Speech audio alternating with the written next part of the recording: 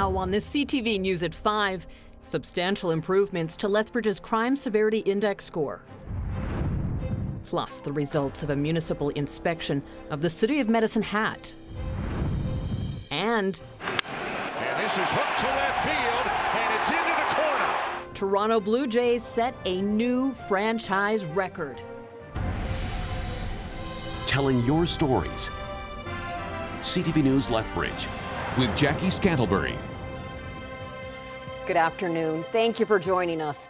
New Statistics Canada data shows a significant drop in crime in Lethbridge. Just 4 years ago, Lethbridge had the highest crime severity index in the country. Carson Marsouk reports.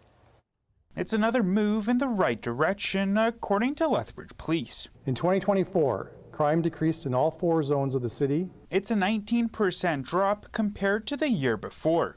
Stats Canada's Crime Severity Index shows Lethbridge scored 105, down from 129 in 2023. There's always work to be done, but when we see numbers dropping like this, we're very, very pleased that we're trending in the right direction.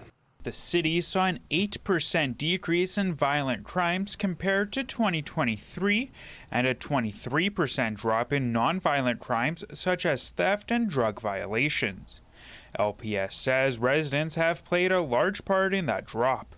I think they're hearing the messages, and they're locking their doors. They're taking things out of their vehicles. The things aren't accessible. Lethbridge was first with the highest crime rate between 2019 to 2021. Gerald Gromeyer says using CompStat to identify crime trends and hotspots has been one of the biggest tools officers have used over the past year. He says they added 26 police officers and 4 community peace officers to the force last year. These hires have enabled us to reinvest in our specialty units, including adding 4 officers to our downtown patrol unit and dedicating more resources to proactive policing initiatives. He says crime is often driven by social challenges like addiction, mental health, and homelessness. We need more strategic investment in those areas to address those root causes, to get people out of this constant cycle of needing that next fix. And housing, social services, and treatment options are areas the city says it's continuing to advocate for. The shelter and housing, those aren't city, that's not the lane of the city, I'll put it that way. It's our advocacy work. 2 other levels of government are what get the funds and the grants to do some of that work. Nationally, the crime rate dropped to 4%. Carson Marsouk, CTV News, Lethbridge. According to StatsCan, Chilliwack, BC topped this year's list with a CSI score of 141. Kamloops was second at 129. In Alberta, Red Deer saw a 20% drop in crime, but now sits at number 4 on the list. Lethbridge was 9th. Edmonton took 10th spot with a rating of 101. Lethbridge police are asking for help identifying a female suspect in connection with a theft investigation. Police say an unknown woman entered London Drugs on July the 14th and allegedly stole about $800 worth of personal hygiene products. The suspect was recorded on video surveillance. Anyone with information is asked to contact police or Crime Stoppers. A Vauxhall man is facing a long list of charges in connection to the theft and damage of farm equipment, specifically of irrigation pivots. In May, RCMP Southern Alberta District Crime Reduction Unit began investigating a string of damage and theft of water pivots from farms in Wheatland County.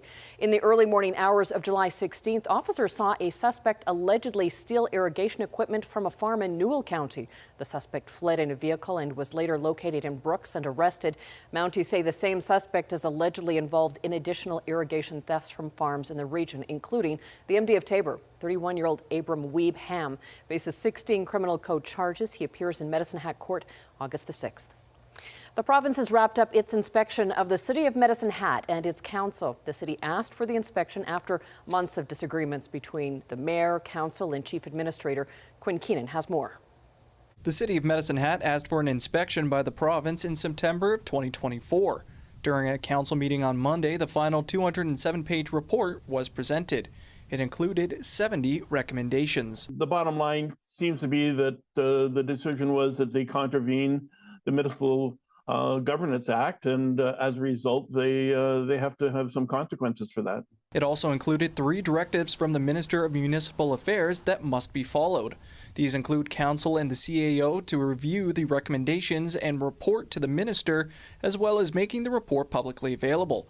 Council, the CAO, and other designated officers must also complete respectful workplace training. There's less than 100 days left in this council, and I would not expect this to make any drastic changes in any way, shape, or form. And it was evident by the meeting last night, the council meeting last night, that there's still a lot of animosity, still a lot of personality clashes. The report says council has been operating in a somewhat hostile environment since early on in its term. That was highlighted by a hostile exchange between Mayor Lindsay Clark and the city manager that led to council moving to sanction the mayor and cut her pay in half. A Calgary judge later reversed that decision.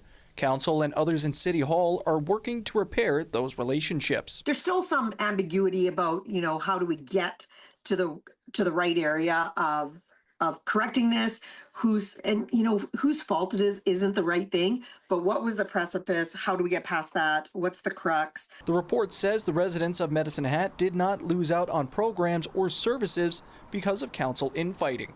But it also called governance function of the city ineffective, and that distrust made it difficult to make effective decisions. A new council will be elected this fall, and the hope is to start the new term on the right foot. We are making sure that we have a very robust orientation for the new council coming in October. And this is about I've been a city manager for 20 years, so I've gone through a few orientations, and so has our clerk. So knowing best practices is really important. CTV News reached out to Mayor Lindsay Clark but did not receive a comment in time for broadcast. Quinn Keenan, CTV News, Lethbridge.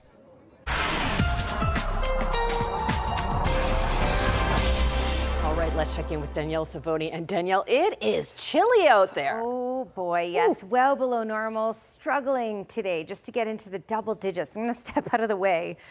Oh, look at that, just 11 in Lethbridge, 10 in Pincher Creek, so barely in the double digits, and Calgary is just at 9.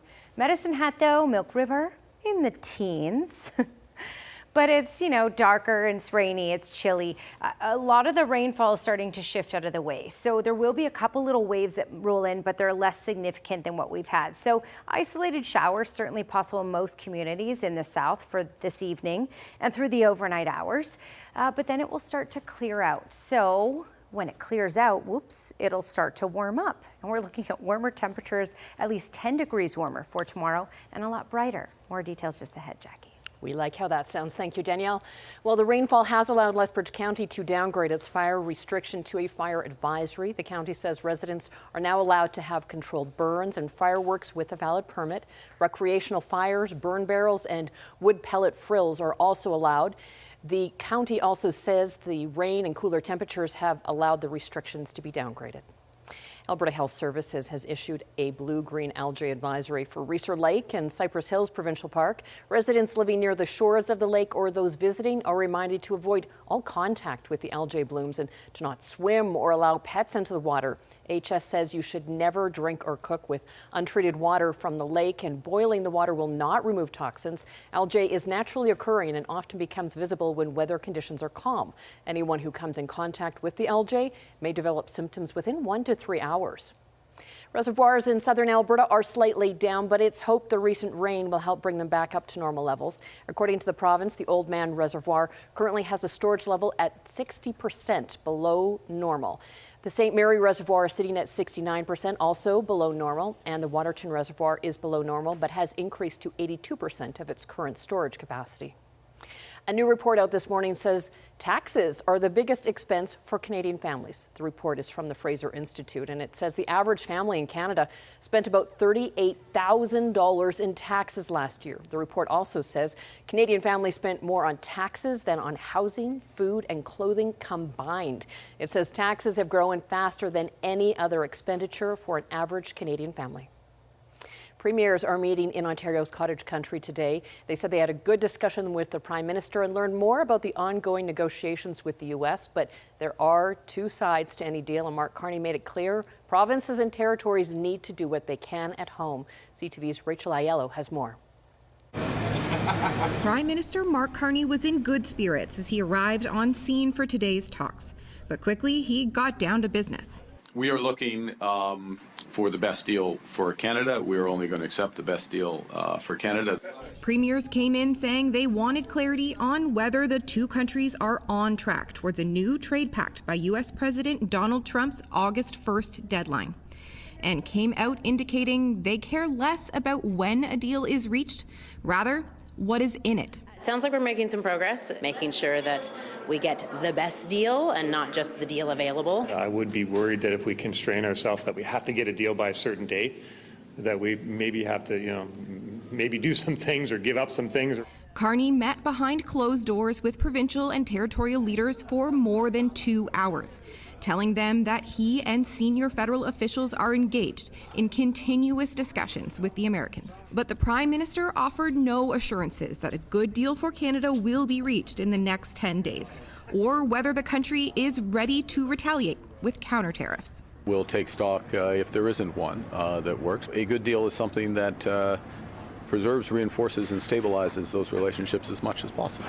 A good deal is also one that doesn't tie our hands. Premiers then took part in a strategy session with former ambassadors to the U.S. about next steps. There's one thing we can thank President Trump for, is getting us moving, getting us united like I've never seen before. The Prime Minister and Premiers also discussed ways to build new trade relationships with trusted partners other than the U.S., as well as ways to support affected industries should tariffs linger. Rachel Aiello, CTV News, Huntsville, Ontario. Still ahead, Danielle is back with a warmer 5-day forecast after this break, and sad news in the music world. We're back in 2 minutes.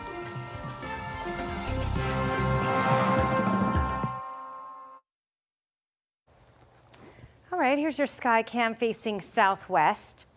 It's not just rainy, it's cold.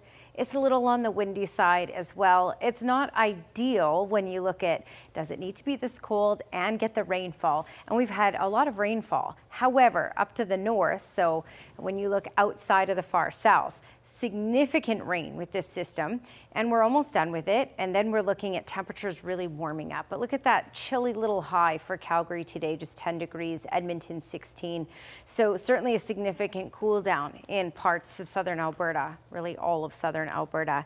And just to look at closer to home here. So 11 degrees in Lethbridge. Lethbridge did get you 14 earlier today. That was in the morning though. And then we dipped down to 13 in the early afternoon. So we're looking at adding 10 degrees for tomorrow. So it'll be a good chunk warmer for tomorrow. 14 in Medicine Hat at the moment, 12 in Milk River.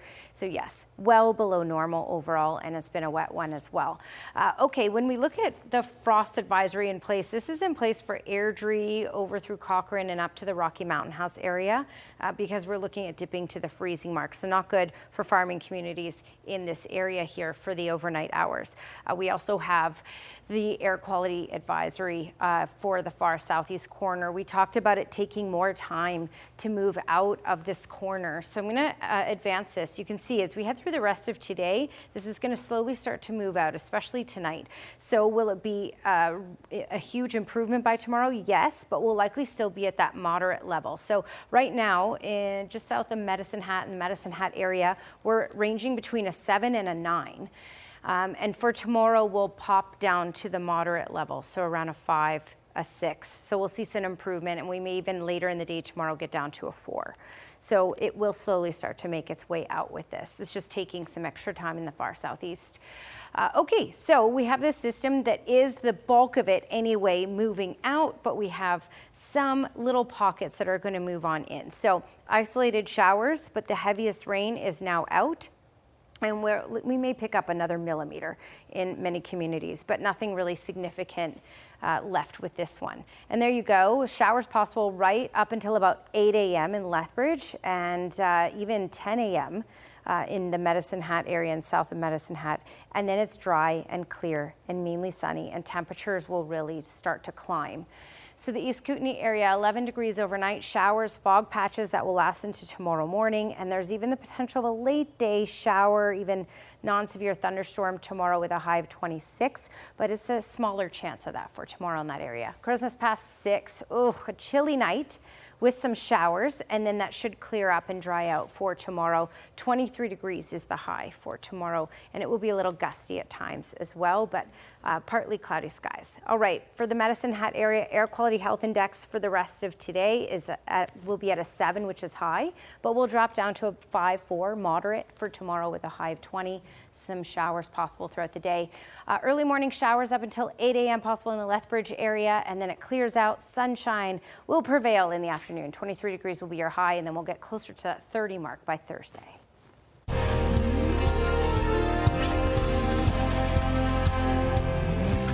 Alberta's measles outbreak continues to grow. Health officials are reporting 18 new confirmed cases over the last 24 hours. That pushes the provincial total since the outbreak began in March to 1,472. The South Health Zone saw 10 additional cases.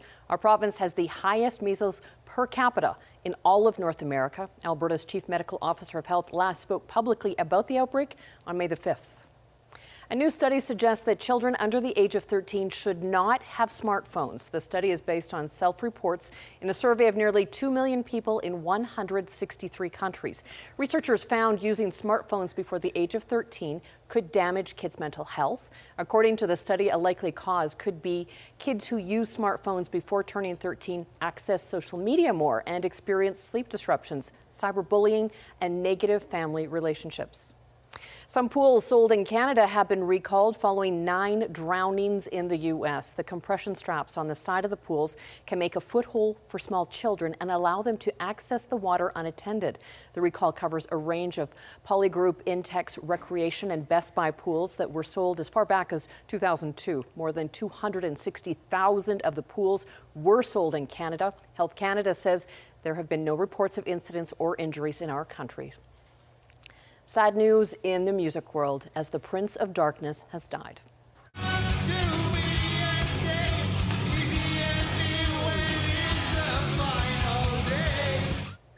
Black Sabbath frontman Ozzy Osbourne died less than 3 weeks after reuniting with his band for a farewell performance. In a statement, his family says they were with him when he passed and he was surrounded by love.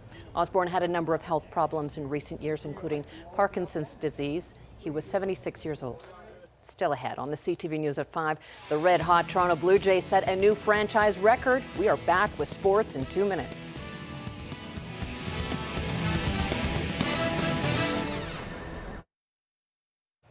A busy night for the WCBL with 2 doubleheaders. Lethbridge took full advantage of the opportunities last night. Game 1 saw the Bulls shut out the Cactus Rats 9-0. Game 2 closer, but still an 8-4 win for the Bulls. Medicine Hat didn't have the same fortunes as they lost 12-6 to Swift Current. Tonight, the Mavericks will look to bounce back as they host the Regina Red Sox. First pitch is 7:05. Excitement among Toronto Blue Jays fans after the team won their 11th straight at-home game last night. And this is hooked to left field, and it's into the corner. The Jays beating the New York Yankees 4-1 on home turf, breaking a franchise record dating back 40 years. The Jays' previous 10-game home win streak dates back to 1985. With the win, the Jays increased their lead to 4 games over the Yankees atop the AL East division and ties them with the LA Dodgers with the second most wins in the majors. The Jays face the Yankees again tonight. Lethbridge Polytechnic is shaping up its esports program. Christopher Marinowski is the Kodiak's new League of Legends.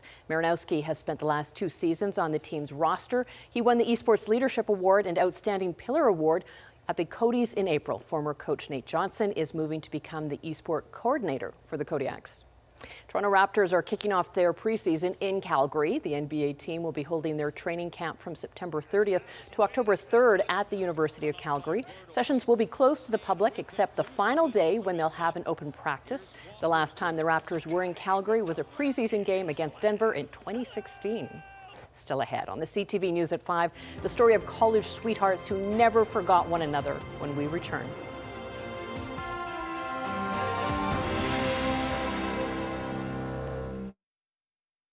Now to a reunion decades in the making. 2 international students who met at a high school near Victoria returned for their reunion with an unexpected love story. Adam Sawatsky has that story. Natalie Meyer was leaving a boring college party early when she happened to meet Juan Lucio, who was doing the same. And then we just started talking, and it was just like it's so nice. And by the time they'd stopped their impromptu walk around the college campus, the international students had started falling in love. We started a conversation that never ended. Natalie was 17, Juan 18, and after 3 dynamic months at school in Canada, she had to return to Holland and he Colombia. And we would call sometimes, but it was very expensive. So they wrote countless letters to each other over the next couple of years, until the distance caused them to grow apart. It's hard. It really is. Yeah, I was very unhappy. Over the following decades, both started families with other people.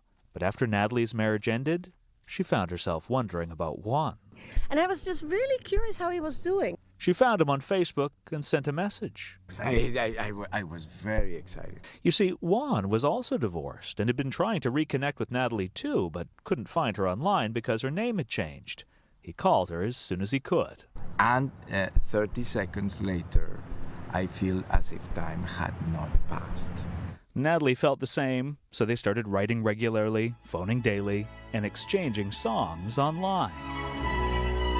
It began with Natalie sending this reimagining of Vivaldi's Spring and Juan sharing a Puerto Rican ballad about love that can never be forgotten. We really connected or started to connect through music. But before their soundtrack of love could grow into a playlist spanning 51 hours, they agreed to connect in person.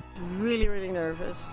While Natalie waited for Juan at the airport, a camera from a Dutch TV show just happened to capture their reunion, 35 years in the making. So wonderful. It was wonderful. I felt like I was coming home. And now, Natalie and Juan are back in BC for their college reunion and celebrating 3 years of having a second chance at first love. Well, I think love works in mysterious ways. Through time, through places, and through cultures. It's just very magical. Adam Sawatsky, CTV News, Victoria. Well, Chris Martin isn't letting us forget anytime soon. We'd like to say hello to some of you in the crowd. How we're going to do that is we're going to use our cameras and put some of you on the big screen. Gold Place frontman gave concert goers a heads up they might find themselves on the big screen during the show's Jumbotron song. This comes after that viral video moment at the Boston concert where a couple didn't seem to want to be seen publicly as they were embracing and not married to each other. Well, thank you for sharing this time with us. Now here's the early edition of the CTV National News.